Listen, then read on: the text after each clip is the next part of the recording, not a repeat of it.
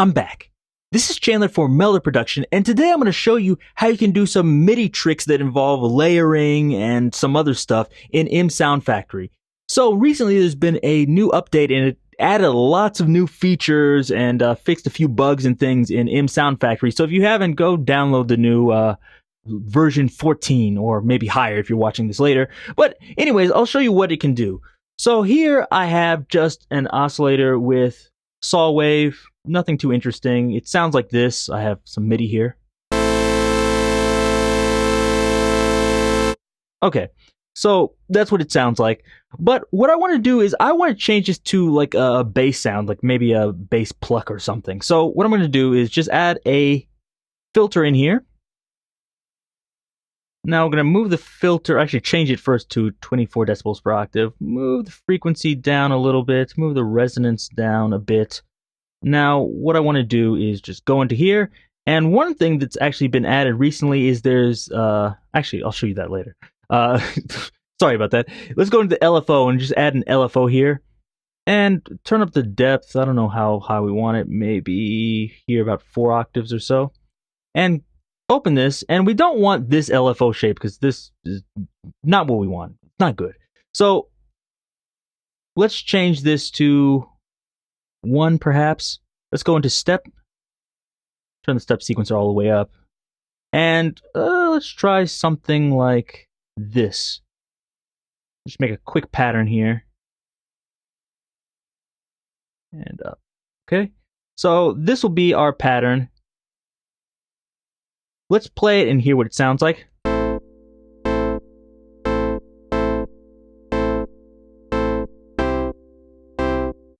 So that's pretty good. I think I want it a little bit faster. Let's try turning the resonance down a little bit.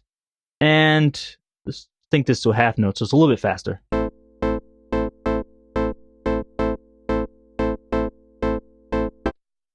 Now that's cool, but you're probably thinking, hey, like you said it's going to be a bass. That's chords. So you see here, we have chords here, and then at the bottom, we have like the bass notes for the chords. Now, what I want to do is just play the bass notes. So what we can do here is go into the oscillator, right-click on it, and then I'm going to look here, and I'm going to set this to channel 1, although I could leave it at any channel, but I'm going to leave it at 1 here. And what I'm going to do is just move this, not the minimum, I'm going to move the maximum down. So the highest note, I believe, is C2, so I'll just set it at C2. I could set it a little bit higher, but just here. So close that, and I'm going to do the same thing for the filter. So here, note maximum should be C2, which I think is like 36, I believe. Yeah, there we go. Now let's listen to it again.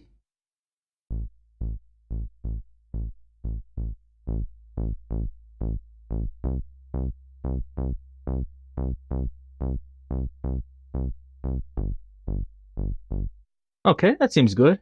Make sure it's not too loud. Okay, that seems all right. So there we go. We already did some MIDI filtering, and I think, that's pretty cool. But we can do the same thing here. Oscillator. I'll set this up. Actually, let's not use an oscillator. Let's use something different. Since we have MSoundfactory, let's kind of spice things up. So let's use Wavetable 8. And what I'm going to do, let me turn this off for a second just so we can hear this. I'll use this wavetable here, and I'm not going to use all of it. I'm just going to add an LFO here, LFO2. Set it to a slow rate like this or so. And I don't want it to go too deep, but maybe around here. And let's hear what this sounds like.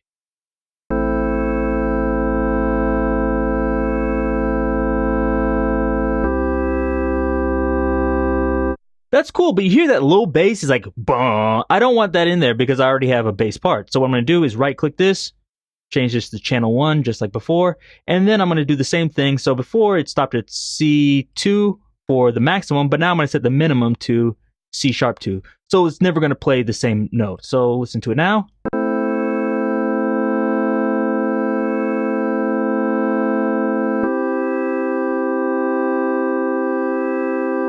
There we go, and let me do one other thing. So I'll set the phase at random so it's not always starting over. And so now let's put them together, and we can hear them like this.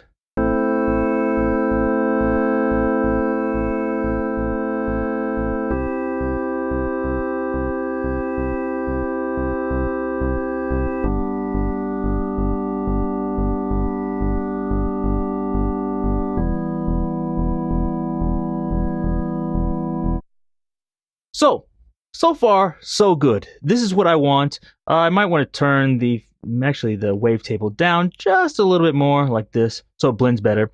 But let's add one more thing. Let's add an arpeggiated sound. So I'm going to go, let's turn this unison on. Sounds a little bit better with unison. Turn the voices up like this.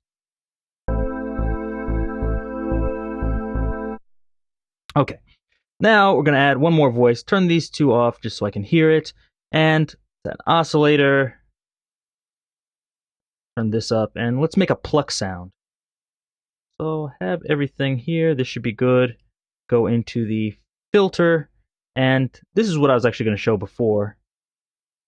So 24 decibels per octave. Turn the resonance down a little bit, and here we have a new attack modulator. And what this is it's like the attack portion of just an envelope. So it's a quick one-shot thing I can add in here.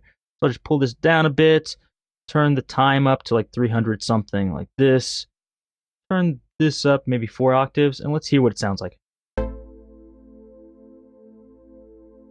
Don't want that there, so I'm going to turn the frequency down a little bit like this, turn this up a little bit more.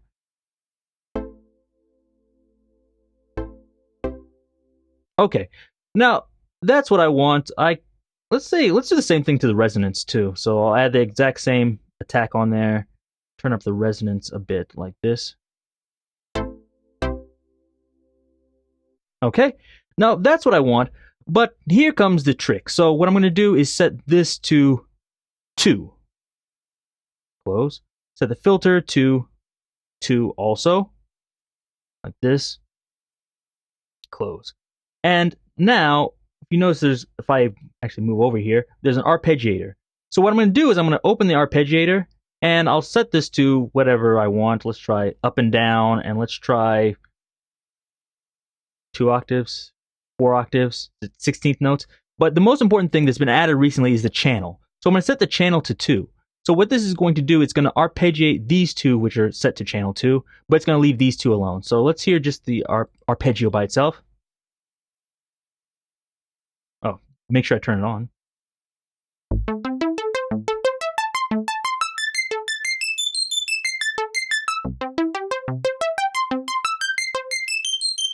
Okay, that's probably a little bit too loud, so I'm going to turn it down a little bit. And now let's add the other 2 in.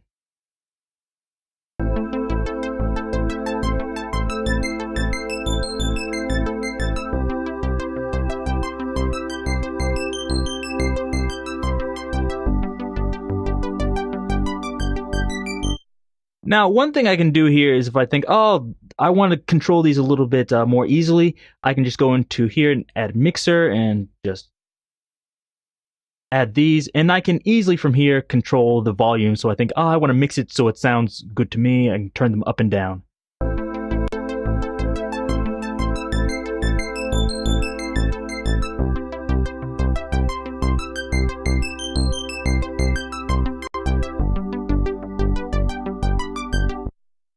Now, that's one way you can do it, and that's cool, but there's times I don't want to do that. And the reason is I might want to process things separately. So let's go into here, the FX. So if I turn these off now, since it's going from here to these various lanes, you'll only hear the bass. Now let's add something to there. Let's try ambassador. So I'm going to do this, and let's just turn this up so I can get a more bassy sound.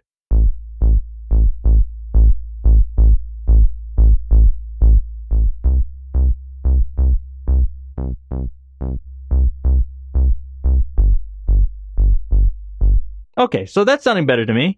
Now, turn this off for a second, and let's listen to the chord sound or the pad sound.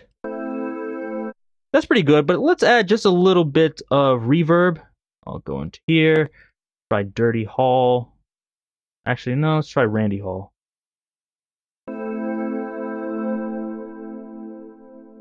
That sounds pretty good. Now let's go to lane 3, and what I'm going to do is I'm just going to add a delay to it. So let's try this.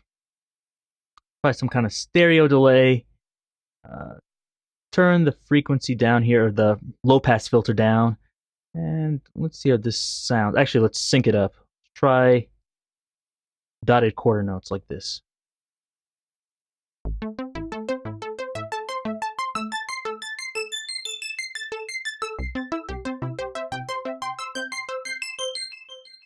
Okay, now let's put this all together.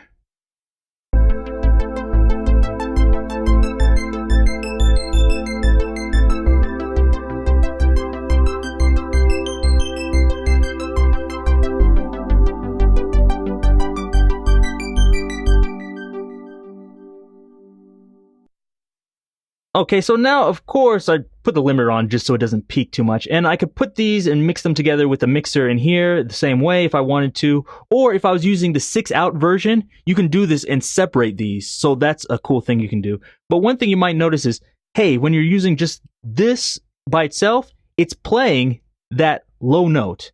And you can't really get rid of that. If I use the note minimum, it'll just kind of have a hole there because this arpeggiator, the input is taking every single MIDI channel. It's just outputting to channel 2. So you're thinking, hey, is there a way that I can not have that and just process these top chord layers of notes and just filter out the bottom? And there actually is. So let me turn these two off, go into effects. And what we want to do is do the layering just like we did before. So what we're going to do, as I showed in another video, is just open this, open MSoundfactory, like this, and just choose any like pluck sound you want. We could make one from scratch, but I already have one in here. So video quick pluck. So this is one I set up before, which hopefully is still working. I haven't checked this actually. You can go into edit here, and it's just an oscillator and a filter like before. So I'll let you hear it. Okay. Turn this arpeggiator off now. Now, what I want to do in here is open this up, and whatever DAW you're using, I'm using reverb, but you can use whatever you want. Highlight just the top notes, the chords, and then I want to change all these to channel 2. Apply. Okay. Now, in MSoundfactory, right-click it, the MSoundfactory inside MSoundfactory. So we're going to change this MIDI channel to 2.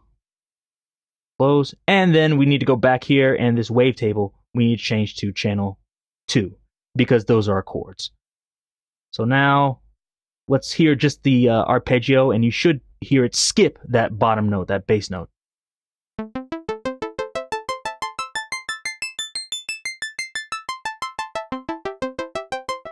So now you're not hearing the bass note anymore. I got rid of that, and now hopefully everything else will play if I did everything correctly. So here we go.